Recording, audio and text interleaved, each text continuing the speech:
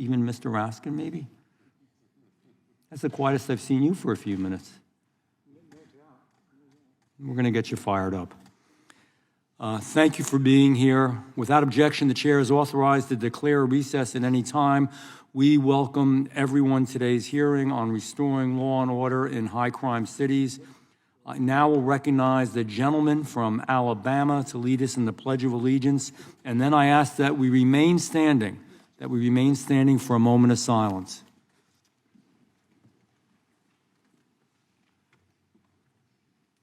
I pledge allegiance to the flag of the United States of America and to the republic for which it stands, one nation, under God, indivisible, with liberty and justice for all.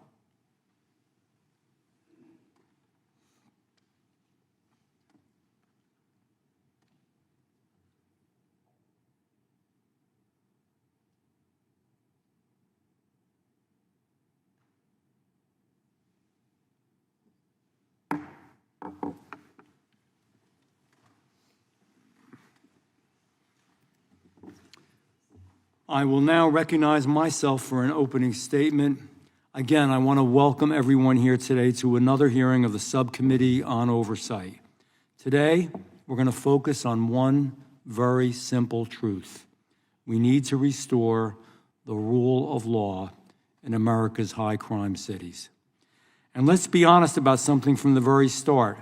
Crime just didn't rise and come about on its own. It happened because leaders chose so. Leaders in the Democratic-run cities have made political choices.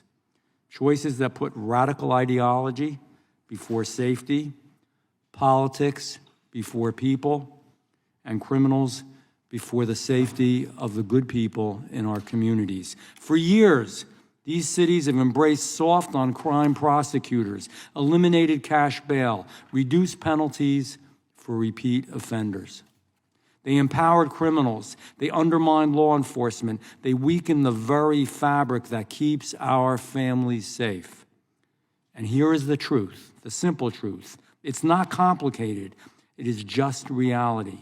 When you reward criminal behavior, you get more of it. It's that simple. When you take away consequences, you get chaos. When you weaken the rule of law, you hurt the very people that you claim to protect. In Charlotte, a community that this committee, many of us on this committee, we went to Charlotte, and we saw firsthand in a field hearing, they tried to, quote, reimagine criminal justice. Do you know what happened when the reimagining delivered? Repeat offenders walking the streets over and over and over again. Charlotte was quite an experience. Now, we've gone as a full committee to New York City, we've gone to Philadelphia, then this committee actually went to Charlotte. And we saw the work of the left-wing magistrates, of the left-wing judges, of the left-wing attorneys general, of the left-wing prosecutors, the results, the death, the mayhem, and the chaos. It's real. It's not funny. And you know, when we talk to the people in Charlotte, I'll never forget the father of the one young lady.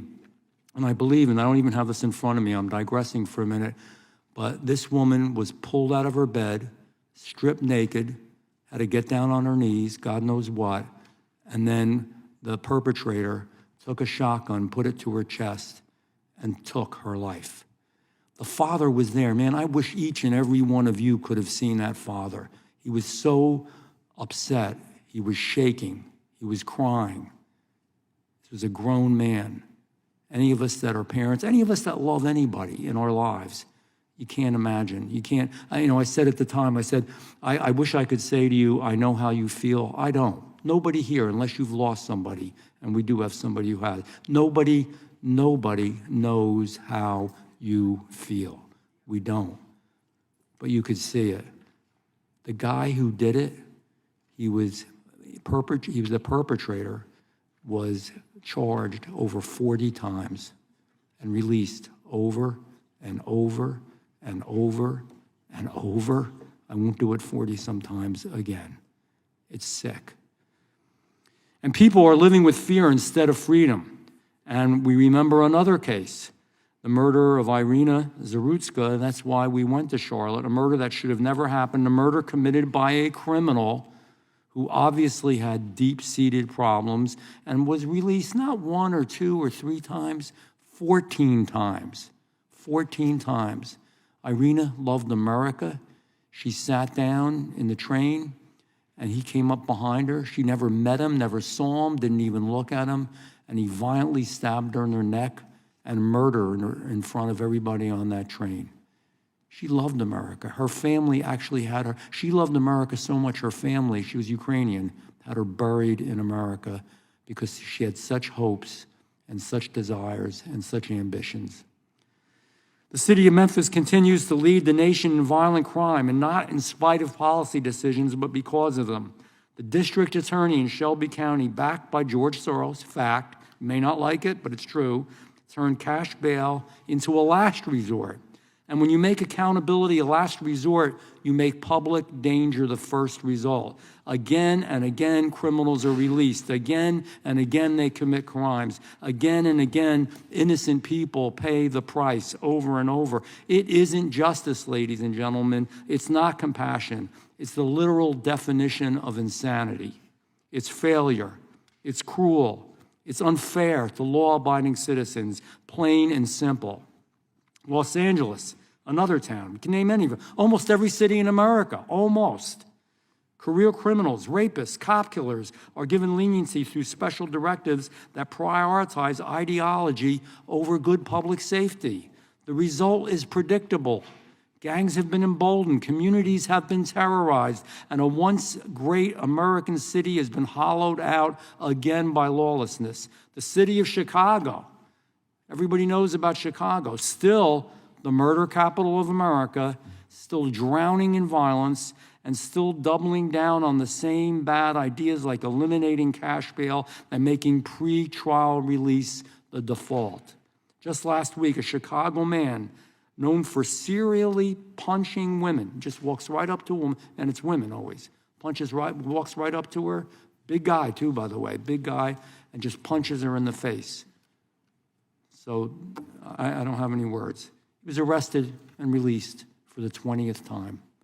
God help you if you're a woman and you're walking down that street. And maybe after he's done, you're not even recognizable anymore. It's nice for you, isn't it? Nice for your family because of the policies we have. If he wasn't released, it wouldn't happen. 20 times back on the streets. In what world are these politicians living in when they design laws that make it easier for someone like that to be released over and over instead of designing laws that protect the women that are continually assaulted? These are dangerous policies. They're bad policies, and they have a predictable outcome. They hamper law enforcement, and they let dangerous people walk our streets. It's that simple. It really isn't that complicated. In fact, I've spoken with law enforcement, true story, not only in Charlotte, but in other areas where we've gone on the road, this committee, who've told me that oftentimes before they're even done writing up the arrest report and somebody has looked at it, before that even happens, they're watching the person being released. They're not even done with the report, and they're already out.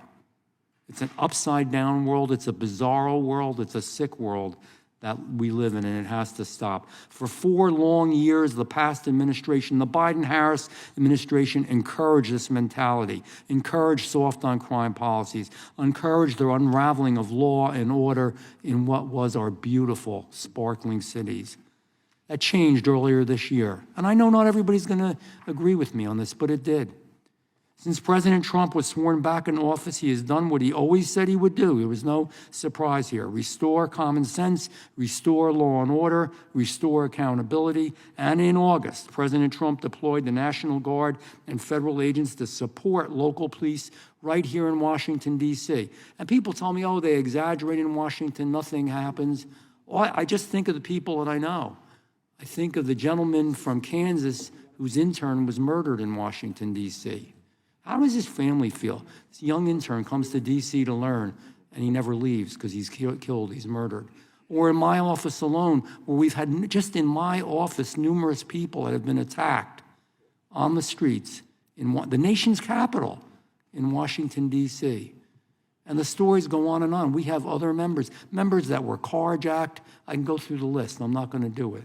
It's wrong. And you know what? It's not funny when it happens to you. It's really serious. In August, President Trump deployed all these folks, and what happens when you enforce the law? Crimes went down, safety went up, over 4,000 arrests, and an 11% drop in crime citywide, 11% drop in just a few months. Words don't do that. Ideology doesn't do that. Press conferences don't do that. Action does that. Real action, tough action, necessary action. And because it worked, because results speak louder than slogans, other cities, many of them, are asking for the same help. In September, National Guard units were deployed to Memphis and Portland. Plans are underway for Chicago as well. And of course, in many of these cities, Democrat officials are fighting it every step of the way, fighting safety, fighting accountability, fighting success. And in some areas where there are deployed people who live in the neighborhoods, who live in the areas, we had some folks, even in D.C., said it was the first time in years that they had walked up and down their streets in safety. In years. They were so happy.